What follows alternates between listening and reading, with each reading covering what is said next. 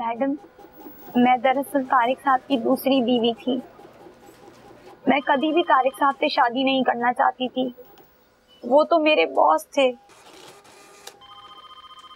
लेकिन तारिक साहब की पहली बीवी नादरा, उनको ऐसा लगता था कि मेरे और तारिक साहब के बीच कुछ चल रहा है, जिसकी वजह से उन्होंने एक दिन तारिक साहब की गैर मौजूदगी में ऑफिस में आके बहुत हंगामा किया। सीमा तुम हो? Yes ma'am. Yes ma'am. क्या चल रहा है ये सब? क्या मतलब, आप कौन हैं? मैंने पहचाना नहीं। जिसको आप हंस रही हैं ना और दूर तक के अपनी फ्यूचर प्लान्स कर रही हैं, तारिक साहब, मैं उनकी मिसेज हूँ। आई समझ? लेकिन क्या हो रहा है ये सब ऑफिस में? लेकिन आप क्या कहना चाह रही हैं? तुम ये जो कुछ ऑफिस में कर रही हो ना, तुम समझ रही हो शायद किसी को पता नहीं है। तुम्हारी पल पल की खबर है मुझे, समझी तुम? ये तुम मिडिल क्लास लड़कियां क्या चाहती हो? बस एक छलांग में ऊंची सी कोठी और गाड़ी मिल जाए तुम्हें? हैं? क्या आगे तक की सोच रही हो तुम? जिस क्लास की हो उसी क्लास में रहो, समझी? लेकिन आप मेरी बात। खामोश हो जाओ और अपने लिमिट्स में रहो। आप गलत समझ रही हैं। मैं कुछ गलत नहीं समझ रही हूँ, बहुत कुछ समझती हूँ तुम्हारे बारे में। जो कुछ तुम कर रही हो ना, सब पता है मुझे। और तारिक साहब, वो भी जरा आज हैं लाहौर से, उनसे भी पूछती हूँ। तुम दोनों मिलके जो मुझे बेवकूफ बना रहे हो ना, खत्म कर दो अपनी हरकतों को और इन बातों को। अगर अब भी तुम इन अपनी हरकतों से बात नहीं आई ना, तुम देखना मैं तुम्हारा रोड पे क्या तमाशा लगाती हूँ। कहीं मुंह दिखाने के काबिल नहीं रहोगी। लेकिन लिमिट्स में रहो अपनी, बिल्कुल। लेकिन आप मेरी बात तो सुनिए। क्या सुनूं मैं तुम्हारी बात? सुनाऊंगी तो मैं तुम्हारे मंगेतर को फोन करके तुम्हारी कारस्तानियां, सारी कार्रवाइयां कि तुम ऑफिस के बहाने ऑफिस में आकर बजाय काम के कर क्या रही हो इस ऑफिस में।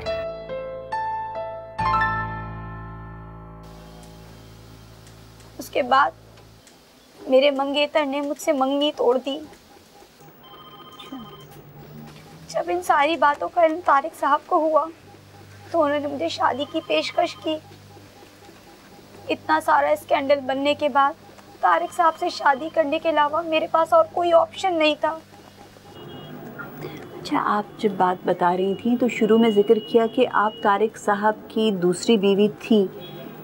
क्या अब आपकी शादी कायम नहीं रही, डिवोर्स हो गई आपको? शादी के कुछ अरसे तक तो तारिक साहब बिल्कुल ठीक थे, लेकिन फिर आहिस्ता आहिस्ता बिजनेस की टेंशन और उनकी पहली बीवी का उनको उकसाना, इस सब की वजह से उन्होंने मुझे मारना पीटना शुरू कर दिया। और जब मैं प्रेग्नेंट थी तब भी वो मुझ पे बहुत तशद्दुद करते थे, जिसकी वजह से हमारा बच्चा ज़हनी माजूर पैदा हुआ। लेकिन उनका तशद्दुद और ये सब हालात मैं बर्दाश्त करती रही और अपनी किस्मत समझ के उसको मैंने एक्सेप्ट कर लिया। लेकिन उस दिन तो हद ही हो गई। अरे ये तो अरीब के पापा की गाड़ी का हॉर्न है। लगता है आज अरीब के पापा आए हैं। हैं अरीब? आज तो अरीब अपने पापा के साथ खूब खेलेगा। खेलेगा ना अरीब? अरीब अपने पापा के साथ खेलेगा ना? इधर देखो अरीब।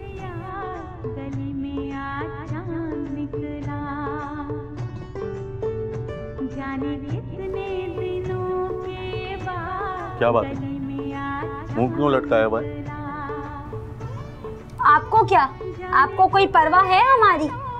अरे कुछ बताओगी तो पता चलेगा ना। पूरे 1 महीने बाद आए हैं आप, वो भी खर्चे के पैसे देने आए होंगे।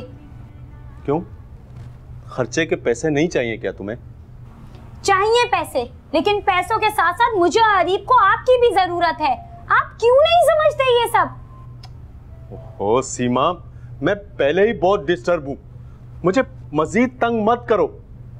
एक तो उधर नादरा ने मेरी जिंदगी अजीरन बना के रखी है, तो यहाँ हो तो तुम्हारी बातें शुरू हो जाती हैं।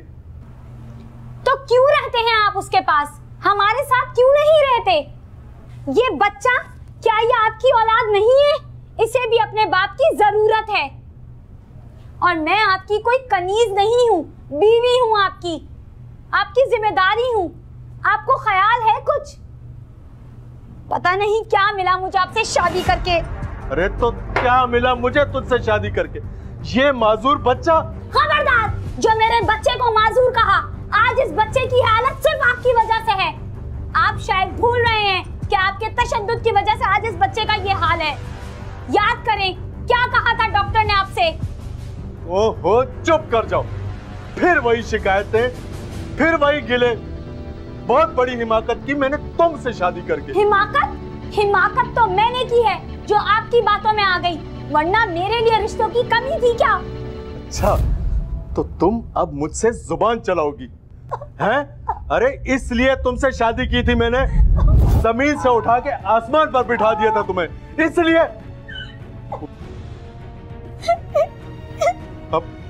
अब तुम बर्दाश्त नहीं हो रही मुझसे।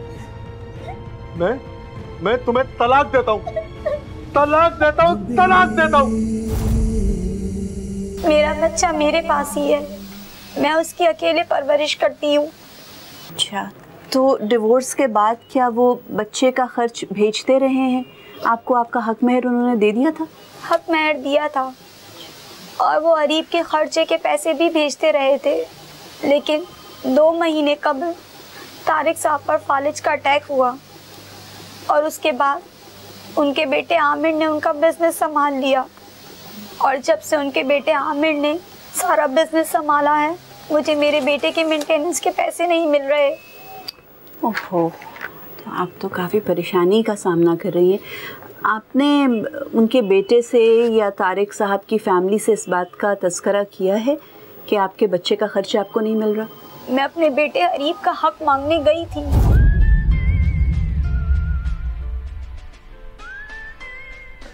बाबा को खाना दे दिया आपने? मेरा भी गेम का लास्ट स्टेज चल रहा है, मैं कुछ नहीं करने वाली। अरे तुम मुझसे आके क्यों पूछते हो? जाके उससे पूछो जो उन्हें खाना खिलाता है। क्या मतलब है आपका कि जाके उससे पूछो? जब तक वो नहीं आएगा तो क्या बाबा भूखे रहेंगे उस वक्त तक? बेगम साहबा, बाहर एक औरत आई है। औरत? किस तरह के सर्वेंट्स रखे हैं आपने घर में? औरत नहीं कहते, बात करने की तमीज नहीं है इसको। खातून कहो, खातून। और नाम क्या है उसका? नाम उन्होंने अपना सीमा बताया, उनके साथ एक बच्चा भी है। आपको तो ड्राइंग रूम में बिठा दूं? नहीं, तुम उन्हें बाहर ही रोको, मैं आ रही हूँ। मामा ये सीमा? कुछ नहीं, तुम जाओ अपने बाप को खाना खिलाओ, मैं देखती हूँ कौन है। जाओ तुम जाओ।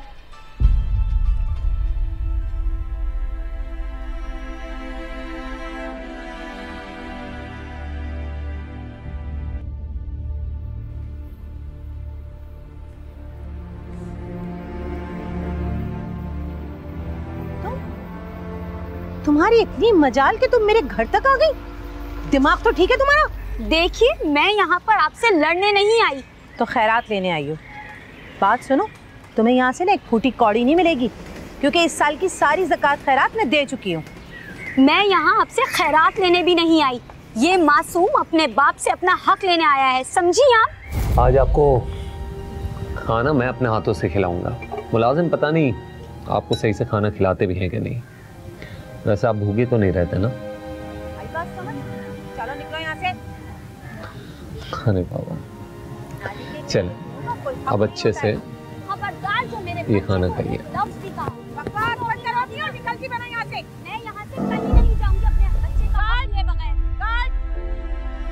ये मामा किससे लड़ रही है?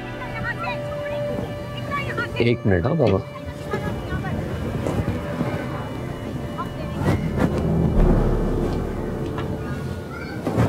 नाली के गंदे कीड़ों का कोई हक नहीं होता है।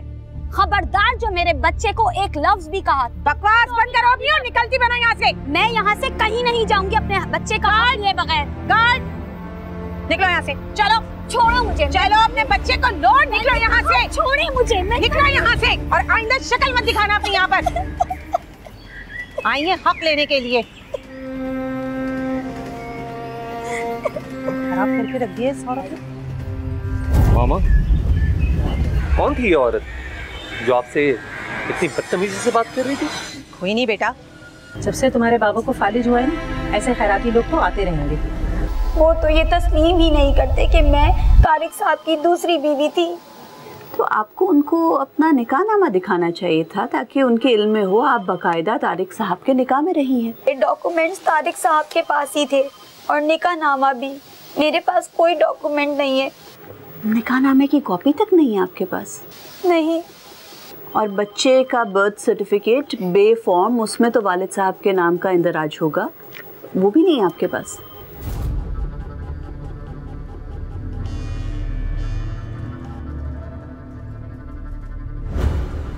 मुस्लिम women protection of rights on divorce act 1986 के तहत शादी के दौरान या तलाक के बाद पैदा होने वाले बच्चे के अखराजात बाप की जिम्मेदारी हैं। अगर कोई शख्स तलाक के बाद बीवी और बच्चों के नान नफके की जिम्मेदारी पूरी नहीं करता तो मुतासिरा खातून मज़कूरा एक्ट के तहत मजिस्ट्रेट से रुजू करने का हक रखती है।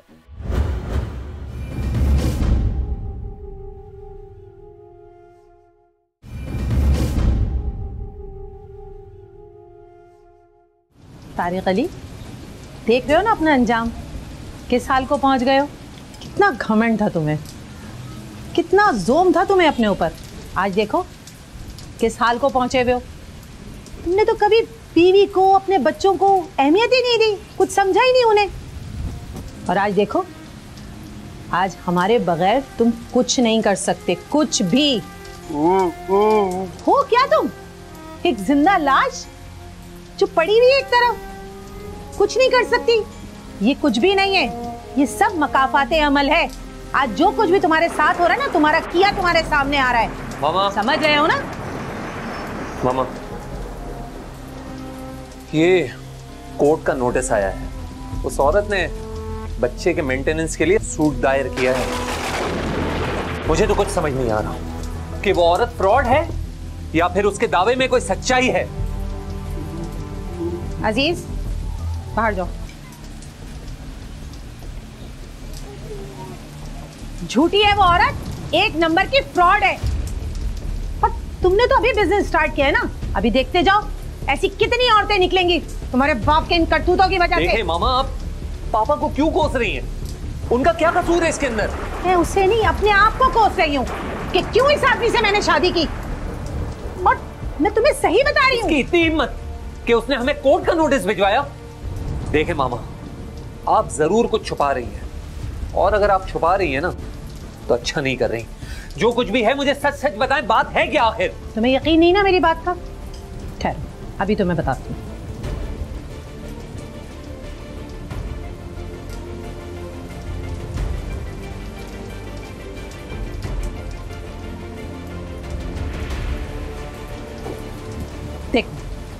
देखो ये और पढ़ो, सारी सच्चाई तुम्हें पता चल जाएगी कि वो कितनी सच्ची है। ये सब कुछ ना तुम्हारी वजह से हमें भुगतना पड़ रहा है। शुक्र करो मैंने तुम्हारे खिलाफ FIR दर्ज नहीं कराई। मुझे जल्दी से पैसे भिजवाओ वरना मैं सबको सच बता दूंगी।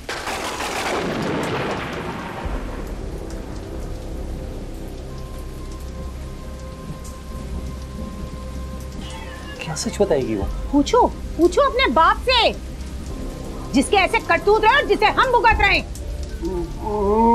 बस करो अपनी बकवास, कुछ होता नहीं है बस। अरे मामा, क्या कर रही हैं आप? पापा की हालत देख रही हैं आप? कैसी हालत है उनकी? पता नहीं कब मरेगा, कब हमारी इससे जान छूटेगी। बस मामा बस, मैं पहले जाके इसका कुछ करता हूँ।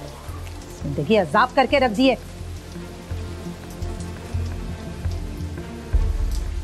योर ऑनर, मेरी क्लाइंट सीमा साहिबा को 2 साल कबल तलाक हो गई थी। सीमा साहिबा का अपने साबिक शौहर तारिक साहब से एक 6 साल का बेटा अरीब है। योर ऑनर, तलाक देने के बाद तारिक साहब बाकायदगी से अपने 6 साला बेटे को मेंटेनेंस अलाउंस भेजते रहे हैं, लेकिन कुछ अरसा कबल तारिक साहब शदीद अलील हो गए। उनको फालिज का अटैक हुआ और वो कंप्लीटली मफलूज होकर रह गए। योर ऑनर, तारिक साहब की अपनी पहली बीवी से भी औलाद है और उनके सबसे बड़े बेटे आमिर ने उनकी बीमारी के बाद उनका तमाम तर कारोबार संभाल लिया। योर ऑनर, आमिर साहब ने फाइनेंसेस को मैनेज करने के बाद जो सबसे पहला काम किया वो ये था कि अपने हाफ ब्रदर अरीब की मेंटेनेंस बंद कर दी। योर ऑनर, पिछले 2 महीने से मेरी क्लाइंट सीमा और उनका 6 साला बेटा शदीद तंगदस्ती की हालत में है। योर ऑनर, क्योंकि अरीब एक स्पेशल चाइल्ड है और डिसेबिलिटीज का सामना कर रहा है, इसलिए उसको 24 घंटे देखभाल की जरूरत होती है। योर ऑनर, मेरी क्लाइंट अपने स्पेशल बच्चे की नीड्स को पूरा करने के लिए कोई जॉब नहीं कर सकती, इसलिए वो फाइनेंशियल तौर पर टोटली तारिक साहब पर डिपेंडेंट रही हैं और अब पिछले 2 महीने से जब से अरीब का खर्चा बंद कर दिया गया है उसके इलाज मुआवजे में भी दिक्कत पेश आ रही है। योर ऑनर, मेरी अदालत से दरख्वास्त है कि क्योंकि आमिर साहब तारिक साहब की तमाम तर प्रॉपर्टी, बिजनेस और फाइनेंसेस को लुक आफ्टर कर रहे हैं, इसीलिए अब उन्हीं की जिम्मेदारी बनती है कि वो अरीब का मेंटेनेंस अलाउंस बाकायदगी से भेजें। Thank you sir. क्या डिफेंडेंट मिस्टर तारिक अदालत में मौजूद हैं? योर ऑनर, मिस्टर तारिक की कैफियत तो ये है कि वो बिस्तर से हिल भी नहीं सकते, वो अदालत आने से माजूर हैं, लेकिन मिसेस तारिक और उनका बेटा इस वक्त अदालत में मौजूद हैं। योर ऑनर, प्लेंटिफ का दावा है कि जहनी माजूर बच्चे के अखराजात अदा करना मेरे क्लाइंट की जिम्मेदारी है, लेकिन सवाल ये पैदा होता है कि क्यों मेरे क्लाइंट और सीमा साहिबा का और उस बच्चे का ऐसा क्या ताल्लुक है कि उस बच्चे के माहाना अखराजात मेरे क्लाइंट अदा करें। वकील साहब, आप किस किस्म की बात कर रहे हैं? आप रिश्ता पूछ रहे हैं अरीब का तारिक साहब से? क्या है, बेटा है उनका और मेरी क्लाइंट तारिक साहब के निकाह में रही हैं। ओह, निकाह? मैं सामना किस निकाह की बात कर रही हैं आप? आपने अदालत में निकाहनामा जमा करवाया है। मैं सामना आप एक सीजन्ड वकील हैं और मेरी समझ में ये नहीं आ रहा कि बगैर निकाहनामे के आप इस तरह की बात कैसे कर सकती हैं। क्या आपको नहीं पता कि निकाहनामे के बगैर शादी साबित नहीं हो सकती? मैं सामना, मुझे तो ये समझ नहीं आ रहा कि आप अब तक कहाँ प्रैक्टिस करती रही हैं। मुझे बहुत अफसोस से कहना पड़ रहा है कि आप अपनी भारी फीस वसूल करने के लिए इस झूठे और बेबुनियाद मुकदमे को डिफेंड कर रही हैं। किस किस्म की बात कर रहे हैं? आपके पास अगर अपने क्लाइंट को डिफेंड करने के लिए कोई सॉलिड सबूत नहीं है तो कम से कम कैरेक्टर असैसिनेशन तो मत करें। इतने होशियत कंडे इस्तेमाल करेंगे आप, शर्म आनी चाहिए आपको। भाई, आप दोनों तो सीनियर वकील हैं, कम से कम आप दोनों को तो कोर्ट के डेकोरम का ख्याल होना चाहिए और ये अपना जाती अनाद कोर्ट से बाहर जाके सॉल्व कीजिए। यहाँ सिर्फ और सिर्फ केस के मुतालिक बात कीजिए। Yes sir, I am sorry sir. I am sorry sir.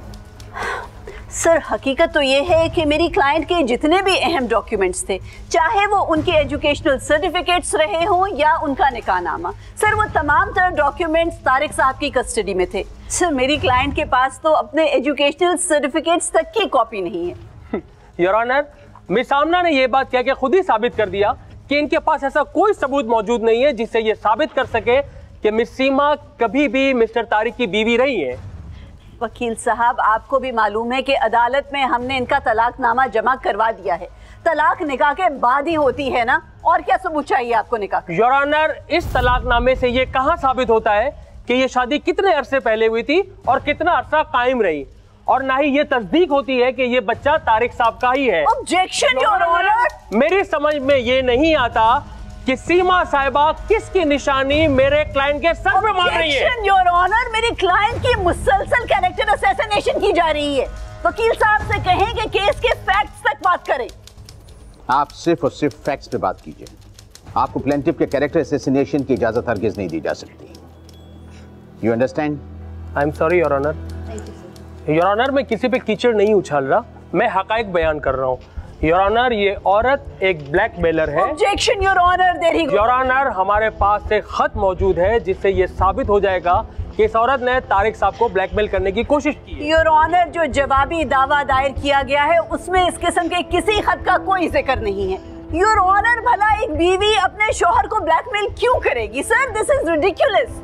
क्या बात कर रहे हैं आप? झूठा ड्रामा रचाया हुआ है आपने। योर ऑनर, इस खत से साफ जाहिर होता है कि सीमा साहिबा ने मेरे क्लाइंट को ब्लैकमेल करने की कोशिश की, उनके खिलाफ एफआईआर कटवाने की धमकी दी। योर ऑनर, मेरी तो समझ में नहीं आ रहा कि ये जहनी माजूर बच्चा है कौन। क्या ये सीमा साहिबा के साबिक शौहर की औलाद है या फिर इन्होंने इसको एडॉप्ट किया है ताकि ये ब्लैकमेलिंग के लिए इस्तेमाल कर सके? योर ऑनर, मुझे तो लगता है कि मिस सामना का भी इस केस में अच्छा खासा कमीशन है, जब भी वो इस झूठे केस को डिफेंड कर रही है। Object, this is too much sir. Sir, मेरी इज्जत पे डायरेक्टली अटैक किया जा रहा है। I can take this sir.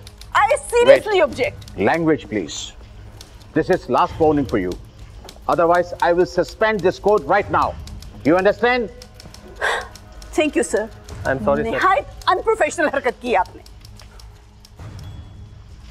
ठीक है आमना साहिबा, क्या आप अदालत को ये बताना पसंद करेंगी कि मेरे क्लाइंट जब सेहतमंद थे उस वक्त वो आपकी क्लाइंट को माना कितनी रकम देते थे? योर ऑनर, मैं पहले भी अर्ज कर चुकी हूँ कि मेरे क्लाइंट को अपने बच्चे की स्पेशल नीड्स को लुक आफ्टर करने के लिए 24 घंटे घर में रहना पड़ता है। वो खुद कोई जॉब नहीं करती, इसलिए उनके घर के तमाम तर अखराजात तारिक साहब ही उठाते थे। सर, घर का रेंट, बिजली का बिल, तमाम यूटिलिटीज के बिल, बच्चे के इलाज का खर्चा, घर का खाना पीना। योर ऑनर, हर महीने तकरीबन 60-70 हजार रुपया तारिक साहब देते रहे हैं।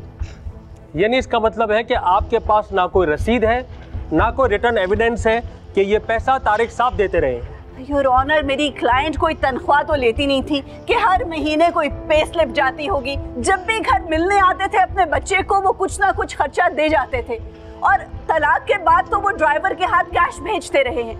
योर ऑनर, हम अदालत में उस ड्राइवर को बतौर गवाह बुलवाकर इस बात की तस्दीक भी कर सकते हैं। योर ऑनर, मिस आमना के तमाम दावे बेबुनियाद हैं। इनके पास किसी चीज का कोई सबूत नहीं है। योर ऑनर, मैं एक दफा फिर कहूंगा कि ये औरत फ्रॉड है, ये औरत मक्कार है। योर ऑनर, मेरे क्लाइंट जब से साहिबे फराश हुए हैं, ऐसे कई लोग हैं जो इनको ब्लैकमेल कर रहे हैं, और मिस सीमा भी उन्हीं में से एक है। योर ऑनर, मेरी अदालत से गुजारिश है कि इस बेबुनियाद केस को फौरी तौर पर खारिज किया जाए। योर ऑनर, ये तो कंटेम्प्ट ऑफ कोर्ट बनती है। आपने इनको मना किया है, उसके बावजूद योर ऑनर ये फिर भी उन्हीं लाइंस पर इस केस को डिफेंड कर रहे हैं। और वकील साहब, आजकल के साइंटिफिक दौर में ये बात प्रूव करना कितना मुश्किल है कि बायोलॉजिकल फादर कौन है। सर, अदालत अगर आज ऑर्डर करे तो अरीब का DNA टेस्ट करवाया जा सकता है, ताकि 100% प्रूव हो जाए कि तारिक साहब ही अरीब के फादर है।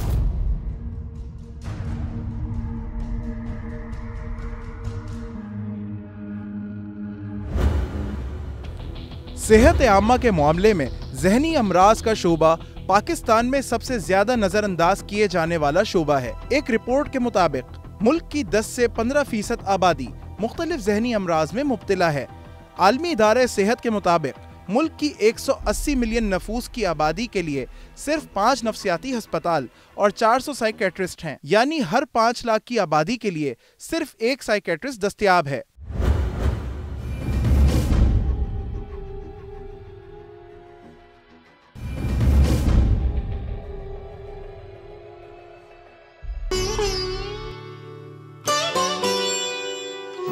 अरीब, हम हॉस्पिटल जा रहे हैं, डॉक्टर के पास। वहाँ डॉक्टर साहब तुम्हारा ब्लड टेस्ट करेंगे, जिसके बाद ये साबित हो जाएगा कि तुम अपने पापा के बेटे हो और मेरे बेटे को उसका हक मिल जाएगा। अरीब, इधर देखो मुझे। आप मामा को तंग तो नहीं करोगे ना वहाँ? आप मामा को तंग नहीं करना, ठीक है? अरीब, अरीब, मामा को देखो।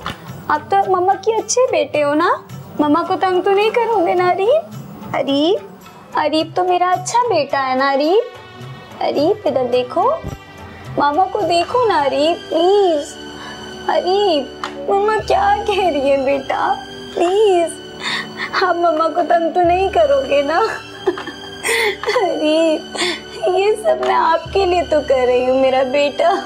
मेरा आपके सिवा इस दुनिया में और कौन है? अरीब।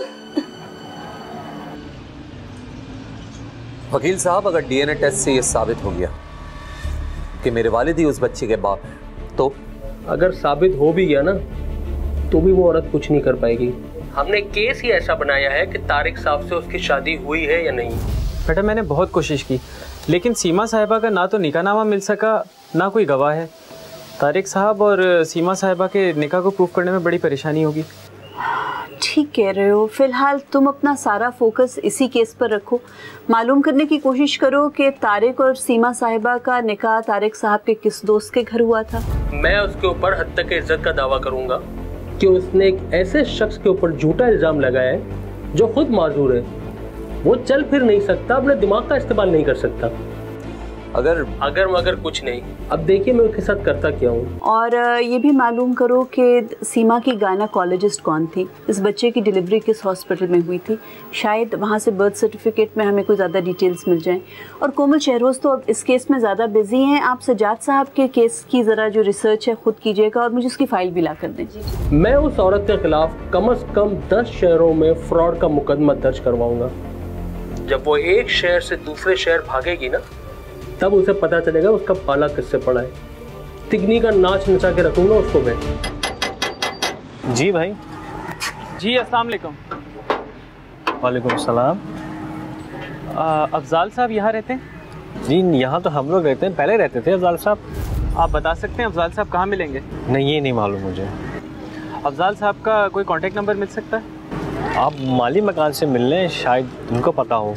मालिक मकान कहाँ मिलेंगे? उनका कोई नंबर है? मैं आपको उनका नंबर दे देता हूँ। जी बताइए। 03।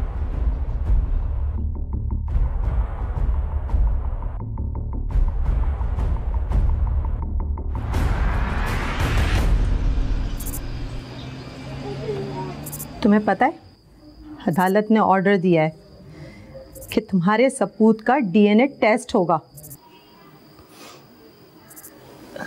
मामा, ये क्या कह रही हैं आप? इनका सबूत? आमिर,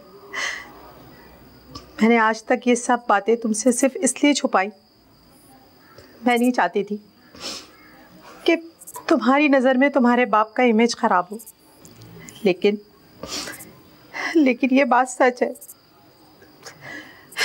उस औरत का दावा सच्चा है। तुम्हारे बाप ने उससे शादी की थी और वो बच्चा उसका ही बच्चा है। मामा, मैंने आपसे पहले ही कहा था कि आप मुझसे कोई बात ना छुपाएं। जो भी हकीकत है आप मुझे सच सच बता दें। और बाबा, आपने मुझे रुस्वा करके रख दिया है। कहीं मुंह दिखाने के लायक नहीं रहा मैं।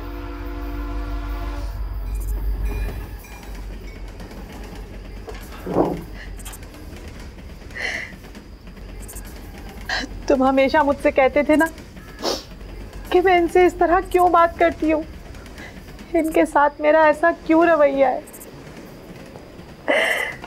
तो बेटा, यही वो वजह थी जिसने मुझे अंदर से बिल्कुल खत्म कर दिया है।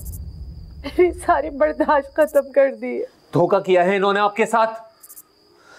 अरे जब इन्हें आपका ख्याल नहीं, तो हम इनका ख्याल क्यों करें? क्यों करें इनका ख्याल हम? तारिक अली, ओल्ड होम में जाओगे अब तुम। सारी जिंदगी वहीं रहोगे तुम। यही सजा है तुम्हारी।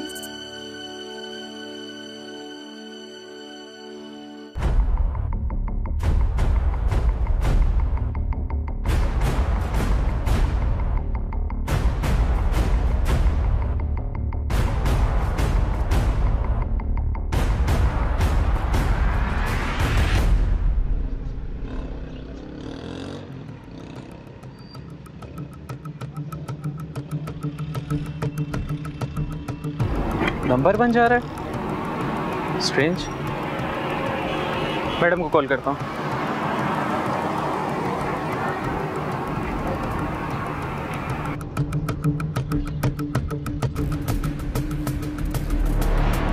तो मालिक मकान से मालूम करो ना, हो सकता है उनके पास अफजाल साहब का फ़ोन नंबर हो। जी मैडम, मैं मालिक मकान के पास गया था, उनसे कांटेक्ट नंबर लिया। उस पर जब कांटेक्ट कर रहा हूँ तो उनका नंबर बन जा रहा है। और मैं उसके बाद रजिस्ट्रार ऑफिस गया, वहाँ जाके सीमा साहिबा और तारिक साहब का जब रिकॉर्ड निकलवाया तो उनका कोई निकाहनामा वहाँ है ही नहीं। और वो जो सीमा की गायनेकोलॉजिस्ट थी, उस लेडी डॉक्टर का मालूम हुआ? मैडम, मैं यहाँ से अभी हॉस्पिटल निकलूंगा। तुम बिना सिर्फ अधूरे काम करते हो। सुबह से क्या किया तुमने? आधा दिन गुजर गया है। जाकर उस लेडी डॉक्टर का मालूम करो और किसी तरीके से मालूम करो कि अफजाल साहब कहाँ रहते हैं। मुस्लिम फैमिली लॉ ऑर्डिनेंस 1961 के सेक्शन 12(1)(a) के तहत अगर कोई बाप अपने बच्चे या बच्चों को नान नफका देने में नाकाम रहता है तो सालसी कौंसिल से रुजू किया जा सकता है। कौंसिल एक सर्टिफिकेट जारी करेगी जिसमें बाप को एक मखसूस रकम बच्चों को देने के लिए पाबंद किया जाएगा और सब सेक्शन 1 या 2 के तहत मुय्यना मुद्दत में रकम अदम अदायगी की सूरत में बाप की जायदाद से वसूल की जा सकती है।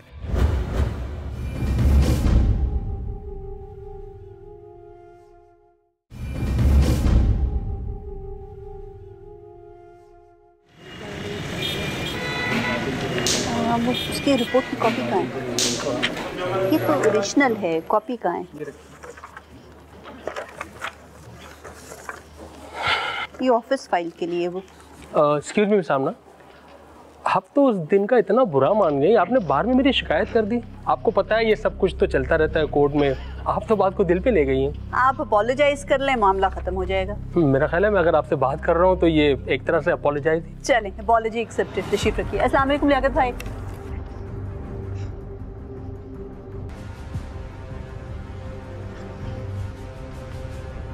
मुकदमे की समाअत का आगाज किया जाए।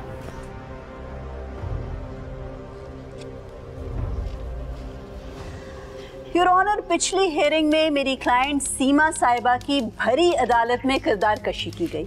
योर ऑनर, मैं चाहूंगी कि आज अदालत के सामने मेरी क्लाइंट का नाम क्लियर हो। उन पर जितनी एलिगेशंस लगाई गई, उनके कैरेक्टर के हवाले से जितने सवालिया निशान उठाए गए, मैं उनके लिए कुछ गवाह पेश करना चाहती हूँ जो मेरी क्लाइंट की तरफ की स्टोरी क्लियर करेंगे। आप अपने गवाह पेश कर सकती हैं। Thank you sir. सर, मेरा नाम डॉक्टर यास्मीन कुरैशी है और मैं एक गायनेकोलॉजिस्ट हूँ। जी डॉक्टर यास्मीन, आप बताएंगी कि आप सीमा साहिबा को किस तरह जानती हैं? जी, मैं उनकी गायनेकोलॉजिस्ट हूँ। ठीक, और अरीब की डिलीवरी का केस आपने ही हैंडल किया था? जी बिल्कुल, वो मेरे पास ही आई थी। अच्छा, और सीमा साहिबा जब आपके क्लिनिक में आती थी चेकअप्स के लिए तो क्या वो अकेली आती थी? जी नहीं, उनके साथ उनके हस्बैंड तारिक साहब हुआ करते थे। अच्छा, आप ये बताएंगी कि क्या अरीब की डिलीवरी एक नॉर्मल केस था? सीमा को उनके हस्बैंड तारिक साहब ने बहुत मारा पीटा था, जिसकी वजह से उनके चेहरे और बाजुओं पर भी बहुत ज़्यादा निशान थे, तशद्दुद के निशान थे। और क्या इस मारपीट की वजह से उस बच्चे पर भी कोई असर हुआ था? जी, इस मारपीट की वजह से उसके दिमाग पर काफ़ी चोटें आई थी, जिसकी वजह से वो जहनी माजूर पैदा हुआ था। क्या सीमा ने आपसे तकाजा किया था कि आप उनको मेडिकल सर्टिफिकेट बना कर दें जिससे जाहिर हो कि ये बच्चा इस डोमेस्टिक वायलेंस की वजह से माजूर पैदा हुआ है और वो खुद भी इस डोमेस्टिक वायलेंस का शिकार रही हैं? जी, मैंने उन्हें मशवरा दिया था, लेकिन उन्होंने साफ इनकार कर दिया और कभी इसका तकाजा नहीं किया। बहुत शुक्रिया डॉक्टर साहिबा, आप तशरीफ रख सकती हैं। योर ऑनर, मेरी क्लाइंट पर ब्लैकमेलिंग का इल्ज़ाम लगाया गया था। योर ऑनर, एक ऐसी खातून जिसने घरेलू तशद्दुद बर्दाश्त किया, जिसने एक ऐसे बच्चे को जन्म दिया जो इस घरेलू तशद्दुद की वजह से माजूर पैदा हुआ, उसके बावजूद इस औरत ने अपने शौहर के खिलाफ ना बुरा सोचा, ना उसके खिलाफ कभी कोई रिपोर्ट दर्ज की। योर ऑनर, जिस खत का पिछली हेयरिंग में तस्करा किया गया और बतौर एविडेंस दिखाया गया, योर ऑनर, उसकी बैकग्राउंड भी सिर्फ इतनी थी कि माजूर बच्चे की रिस्पॉन्सिबिलिटी उठाने से तारिक साहब कुछ कतरा रहे थे, और जब कुछ महीने खर्चा नहीं भेजा गया तो तब शिकायत के तौर पर, धमकी नहीं बल्कि शिकायत के तौर पर सीमा साहिबा ने उनको वो चिट्ठी लिखी थी। योर ऑनर, पिछली हेयरिंग में सीमा साहिबा को एक ब्लैकमेलर के तौर पर पेश किया गया। बतौर एविडेंस एक चिट्ठी पेश की गई जिसमें एक धमकी आमेज मैसेज नजर आ रहा था। योर ऑनर, मैं क्लैरिफाई करती चलूं कि वो धमकी नहीं थी, एक शिकायत थी, एक बेबस लाचार माँ की शिकायत। जब उस माजूर बच्चे के बाप ने फाइनेंशियल जिम्मेदारी उठाने में कोताही बरती, कुछ अरसे पैसे नहीं भेजे, तो इन्होंने बतौर शिकायत उनको याद दिलाया कि ये बच्चा माजूर किस वजह से है, मैंने तो तुम्हारे खिलाफ FIR तक नहीं कटाई। उनके निकाह पर भी सवालिया निशान उठाए गए। योर ऑनर, ये निकाह कब हुआ था, किन हालात में हुआ था, इसके लिए भी मेरे पास एक गवाह है। योर ऑनर, मैं अदालत के सामने अपने गवाह अफजाल साहब को पेश करने की इजाजत चाहती हूँ। इजाजत है। Thank you sir. जज साहब, तारिक से मेरी बहुत पुरानी दोस्ती है। मैं गवाही देता हूं कि 2009 में मेरे ही घर पर तारिक और सीमा का निकाह हुआ था। निकाह ख्वाह और गवाहों का बंदोबस्त भी मैंने ही किया था। जहां तक निकाहनामे का ताल्लुक है तो निकाहनामा तारिक के घर में ही मिलेगा। उनके डॉक्यूमेंट्स तलाश किए जाएं तो निकाहनामा मिल जाएगा। निकाह ख्वाह वफात पा चुके हैं, वरना मैं उनको ले आता। बहुत शुक्रिया, आप तशरीफ रख सकते हैं। योर ऑनर, मेरे गवाहों के बयानात से ये साबित हो गया कि मेरी क्लाइंट सीमा साहिबा पर झूठे इल्ज़ामात लगाए गए, और योर ऑनर, अभी भी अगर कहीं पर ज़रा सी भी शक की गुंजाइश बाकी रह जाती है तो उसके लिए DNA की रिपोर्ट आ चुकी है।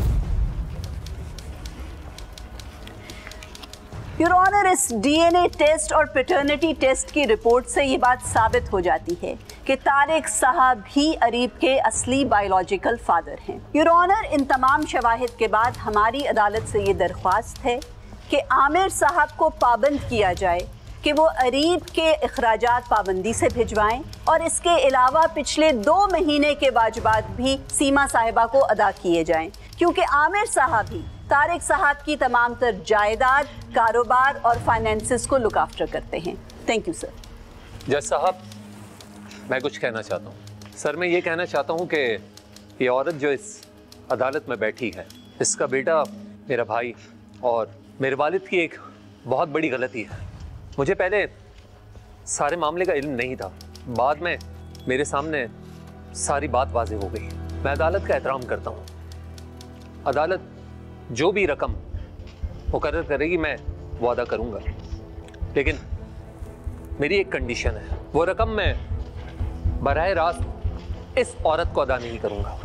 उस बच्चे को मेंटल हॉस्पिटल में एडमिट कराया जाए, उसका प्रॉपर इलाज होना चाहिए और मैं तमाम हॉस्पिटल के एक्सपेंसेस देने के लिए तैयार हूं, लेकिन इस औरत को 1 रुपया भी मैं नहीं दूंगा, क्योंकि क्या पता इस मेंटेनेंस की रकम के नाम पर ये अपने जाती अखराजात पूरे करे। जज साहब, ऐसी औरतों का तो काम होता है शरीफ लोगों को फंसाना। Objection your honour. ये अच्छा एक लाइफ स्टाइल चाहती हैं। ऑब्जेक्शन। और मेरे वालिद साहब अमीर हैं, इसीलिए उसने शादी की। पहले आपके वकील साहब ये हरकत करते रहे और आज आप कर रहे हैं। आप किस तरह की बात कर रही हैं? अच्छा ठीक है, बच्चे का केस है ना, मैं बच्चे के लिए सब करने के लिए तैयार हूँ, उसके हॉस्पिटल के तमाम एक्सपेंसेस बेयर करने के लिए तैयार हूँ। कोई तो फिर मैं इसे रकम क्यों दूंगा? Your honour, this is unfair. बच्चे का जायज हक है अपने वालिद साहब की प्रॉपर्टी, उनके फाइनेंसेस में से अपना हक मांग रहा है वो बच्चा, और मेरी क्लाइंट उस बच्चे की लीगल ट्रस्टी है, कस्टोडियन है उसकी। ये किस तरह से डिनाई कर सकते हैं? एक 6 साल के बच्चे को उसकी माँ से अलग करना चाहते हैं? योर ऑनर, उस बच्चे को 24 आवर्स किसी हॉस्पिटल की फैसिलिटी की रिक्वायरमेंट नहीं है। योर ऑनर, डॉक्टर्स की असेसमेंट के मुताबिक अरीब को अगर किसी स्पेशल एजुकेशन स्कूल में डाला जाए तो उसकी मेंटल ग्रोथ अभी भी बेहतर हो सकती है। योर ऑनर, ये कहाँ का इंसाफ है कि एक शख्स जिसकी इतनी जायदाद हो, कारोबार हो, पैसा हो, उसकी आधी औलाद तो बाहर से पढ़ लिख कर आए, बड़े बड़े घरों में रहे, और उसका एक ऐसा बच्चा जो उसी शख्स की वजह से ज़हनी तौर पर माजूर हुआ हो, उसको एक किराए के घर में रहने की इजाज़त ना हो, क्योंकि इनकी ज़ाती दुश्मनी है मेरी क्लाइंट से।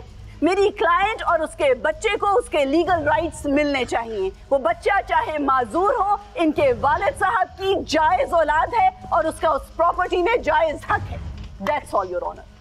गवाहों के बयानात और डीएनए टेस्ट रिपोर्ट की रोशनी में यह अदालत डिफेंडेंट आमिर अली के वालिद तारिक अली को प्लेंटिफ सीमा के बेटे अरीब का वालिद करार देती है।